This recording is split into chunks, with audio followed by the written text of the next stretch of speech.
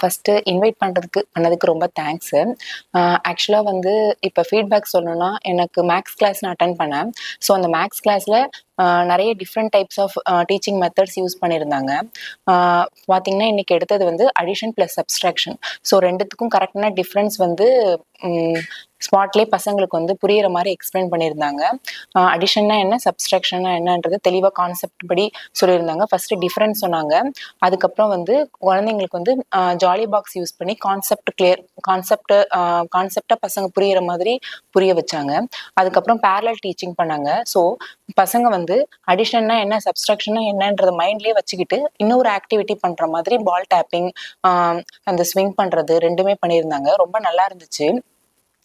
அப்புறம் சொல்லணும்னா எல்லா கான்செப்டும் different types of concept use பண்றதுனால அவங்களுக்கு வந்து எந்த ஸ்டூடெண்ட்டுக்கு எந்த மாதிரி தேவைப்படுமோ அந்த அட்டென்ஷன் வந்து அவங்க பார்த்து புரிஞ்சுப்பாங்க. அவங்களுக்கு வந்து எதை ஈஸியா எடுத்துக்க முடியுமோ அது வந்து அந்த டைப் மெத்தட் ஆஃப் டீச்சிங் வந்து எல்லாமே இருக்கிறதுனால பசங்க வந்து ஈஸியா அண்டர்ஸ்டாண்ட் பண்ணிப்பாங்க. ஸோ ஓவராலா பார்த்தா ரொம்ப நல்ல ஒரு teaching method. So different types of method இவங்க யூஸ் பண்றதுனால பசங்களுக்கு வந்து ரொம்ப ஈஸியா இருக்கும் அண்டர்ஸ்டாண்ட் பண்ணிக்கிறதுக்கு. அதுவும் இல்லாம பசங்க வந்து எந்த பேரலலா ஒரு ஆக்டிவிட்டி பண்ணிக்கிட்டே வந்து லேர்ன் பண்றது வந்து ரொம்ப யூஸ்ஃபுல்லான ஒரு மெத்தட் தான். ஸோ அவங்க பிரெயினுக்கு நல்ல ஒரு ஆக்டிவிட்டியா இருக்கும்.